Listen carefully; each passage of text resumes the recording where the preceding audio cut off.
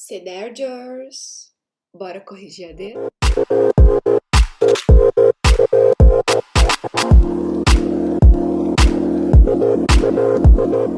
Meus amores, tudo bem com vocês? Bom, espero que sim. Tô aqui para corrigir a segunda parte, né, da AD de FAQ, Fundamentos de Algoritmos para Computação. Então, espero que vocês gostem, que a correção seja útil para vocês, sobretudo na APX agora que se aproxima, tá bom? Bom, então a segunda parte da AD2, ela é composta por questões com relação que dizem respeito a grafos, né? Teoria dos grafos, basicamente. Então vamos começar. A questão número 1, estou disponibilizando aí para vocês o gabarito, né, na tela. A questão número 1, ela pergunta se existe um grafo simples com sequência de graus de vértices 1, 2, 3, 4, 4. Então, a primeira coisa que a gente observa aí é que a gente tem um grafo com 5 vértices. E a gente sabe que num grafo com 5 vértices, num grafo simples com 5 vértices, o número máximo, o grau máximo que a gente pode ter é 4. Então, observa que nessa questão aí a gente tem 2 vértices de grau 4. Isso significa que a gente teria 2 vértices universais, ou seja, 2 vértices que vêm em todos os outros vértices. Então, é impossível existir um vértice de grau 1, porque a gente sabe que existem pelo menos 2 caras que teriam que ver esse vértice de grau 1. E, portanto, ele não poderia ter grau 1, ele teria que ter grau no mínimo 2. Belezinha? Então, por essa argumentação, a gente sabe que não existe grafo com essa sequência, grafo simples com essa sequência de graus de vértices. Belezinha? Bom, se ficou alguma dúvida, sala de tutoria, só deixar sua dúvida lá, tá bom? Ou aqui comentada no vídeo. Questão número 2. Indique quais dos seguintes grafos não triviais, ou seja, não pode ser um único vértice, tá? São regulares. E as professoras pedem uma justificativa. O primeiro grafo é o grafo. Elas falam de grafos completos. Grafos completos são grafos denotados por casão n, onde n é o número de vértices desse grafo. E em todo grafo completo, os vértices são universais, ou seja, eles têm grau n-1. O grafo ele é regular quando todo vértice tem o mesmo grau. Portanto, grafos completos são regulares de grau n-1. Ok? Grafos completos com n vértices são regulares de grau n-1. Portanto, grafos completos, ok.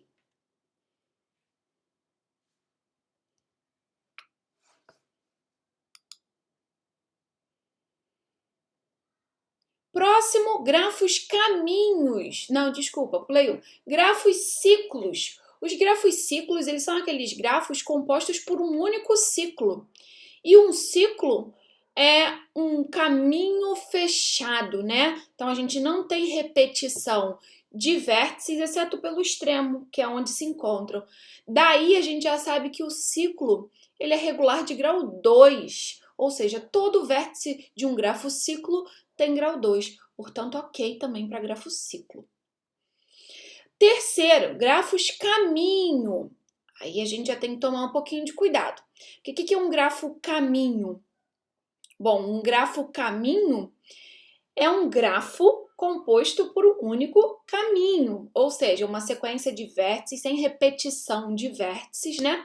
Então, a gente tem 2 extremos, esses extremos sempre têm grau 1 e os vértices intermediários têm grau 2. Então, o único caminho, né, não trivial, que é regular, é o caminho composto por exatamente 2 vértices, porque esses 2 vértices têm grau 1.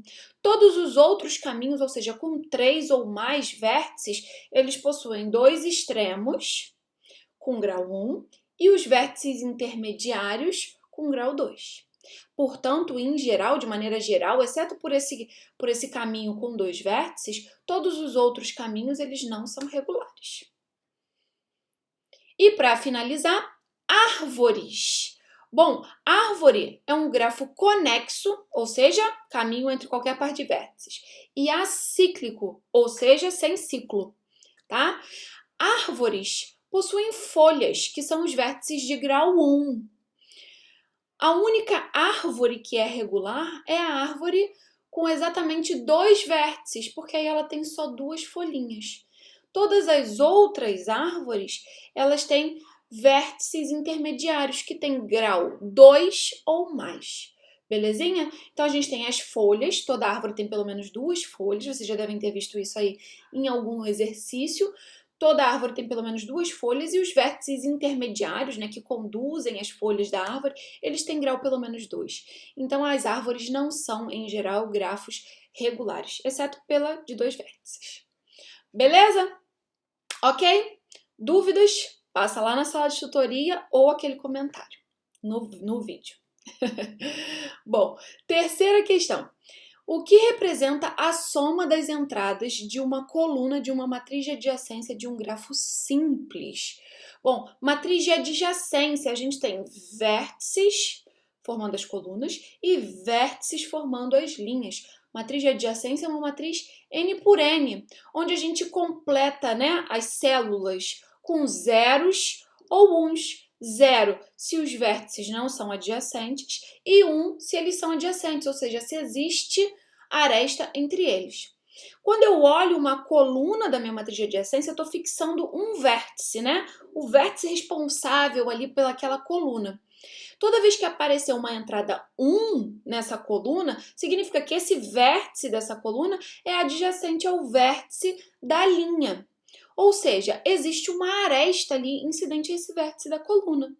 Então, se a gente somar todas as entradas 1, né, nessa coluna, a gente está somando, a gente está contando quantas arestas são incidentes a esse vértice dessa coluna. Ou seja, o grau desse vértice. Beleza? Agora, se eu considerar um digrafo e for olhar a matriz de adjacência dele, bom, a estrutura não muda, a gente tem vértices e vértices, é uma matriz N por N. Mas o que muda, né? Um digrafo, ele é um grafo orientado. As arestas deixam de ser pares não ordenados de vértices para pares ordenados de vértices. O que isso quer dizer de maneira mais simples? Quer dizer que se eu digo a aresta AB, ela é diferente da aresta BA.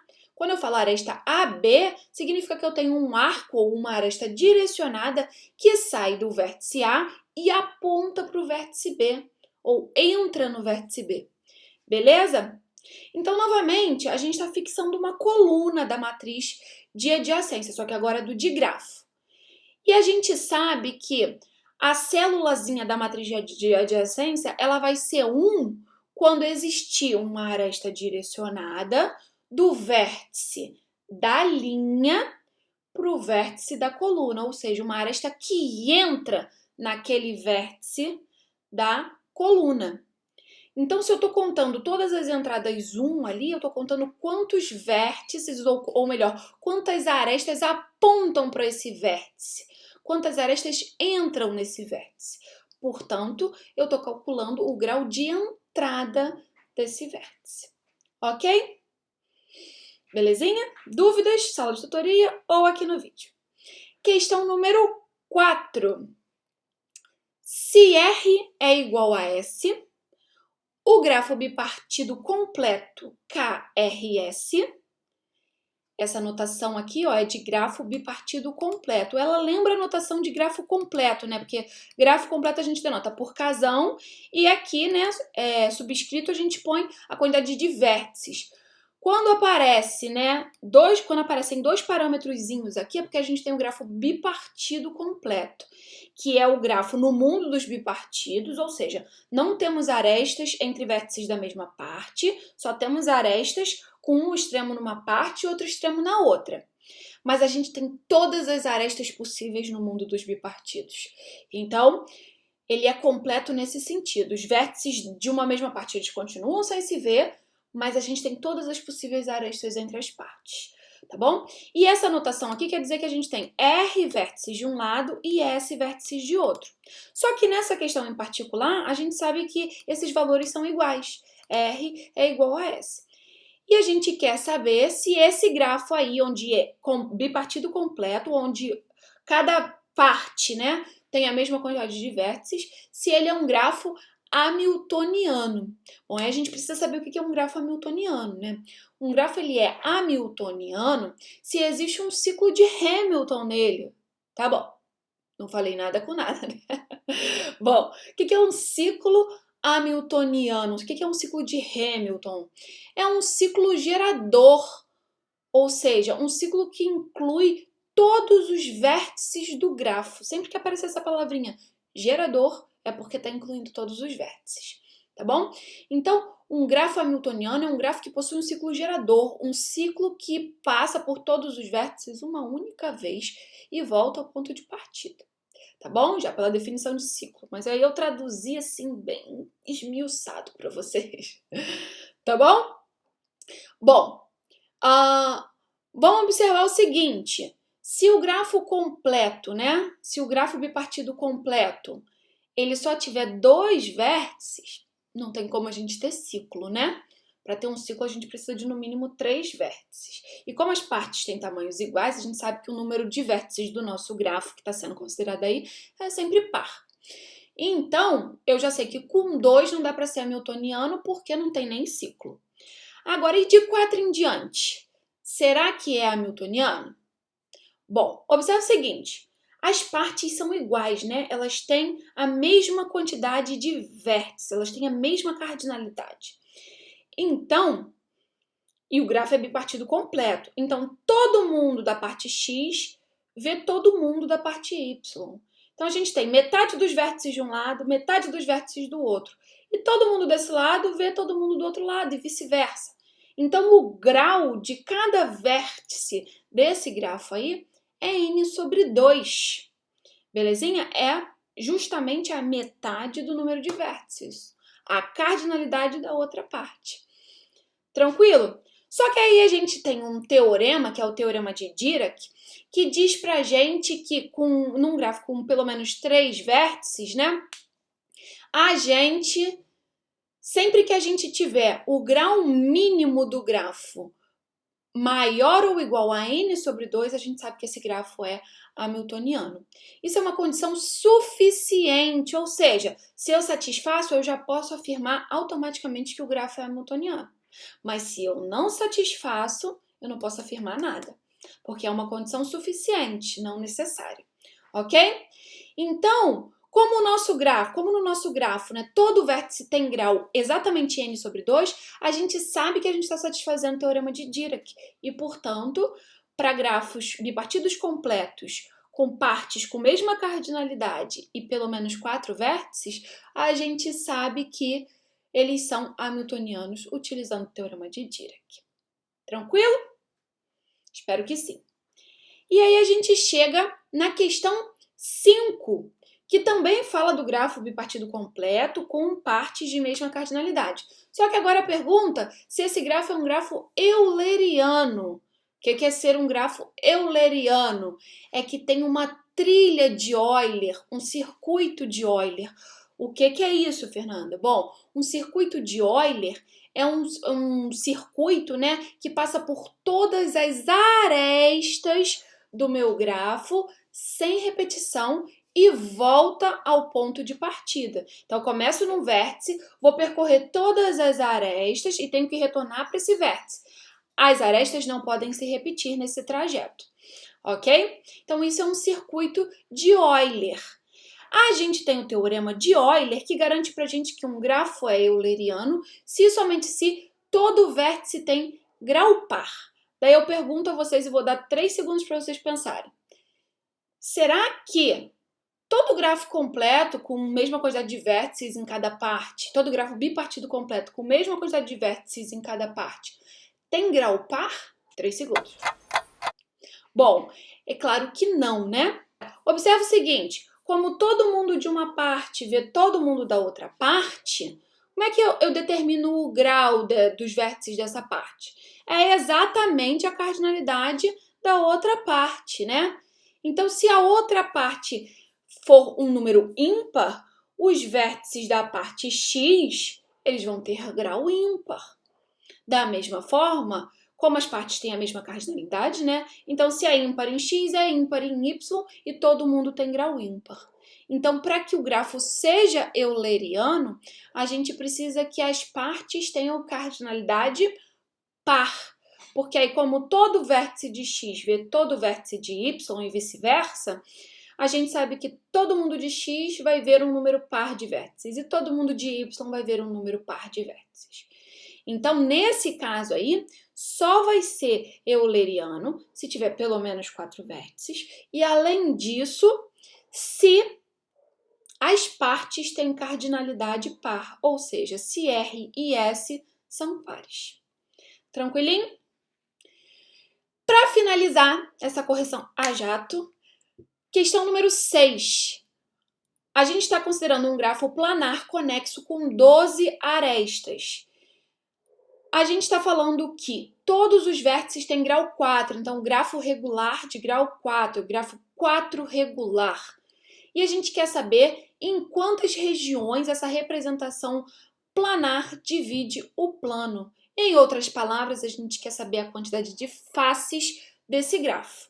Bom, então vamos ver as informações que eu tenho. Eu tenho o número de arestas e eu sei que o grafo, todo mundo tem grau 4.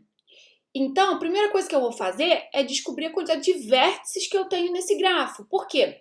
Porque eu quero utilizar a relação de Euler, que fala o seguinte: faces é igual ao número de arestas menos o número de vértices mais 2. Belezinha? Então, para eu determinar o número de faces, que é o meu objetivo, eu preciso saber o número de vértices, porque o número de arestas eu já tenho. Como é que eu vou saber o número de vértices? Bom, eu sei os graus, né? Na verdade, eu sei o grau de cada vértice. Todos eles têm grau 4. E eu tenho a quantidade de arestas. Tem um teorema, que é chamado Teorema do Aperto de Mãos, que diz pra gente que se eu somar todos os graus dos vértices, eu obtenho 2 vezes o número de arestas. Daí, tá exatamente enunciado aqui, ó. Então, somando todos os graus dos vértices, eu obtenho 2 vezes o número de arestas. Então, se eu somar todos os graus, eu sei que todo mundo tem grau 4 e eu tenho n vértices, então dá 4n. E eu sei que isso é igual a 2 vezes o número de arestas, ou seja, 2 vezes 12. Daí eu posso concluir que eu tenho 6 vértices nesse grafo. Aí agora é só aplicar a relação de Euler, né? Então eu vou substituir aqui o número de arestas menos o número de vértices mais 2. E eu obtenho 8 faces. Belezinha? Se ficou alguma dúvida, passa lá na sala de tutoria, deixa seu recadinho, deixa sua dúvida, tá bom? Deixem seu like, comentem. Espero que tenham gostado, espero que seja proveitoso para a APX de vocês. Boa APX, é isso, um beijo e até o próximo período.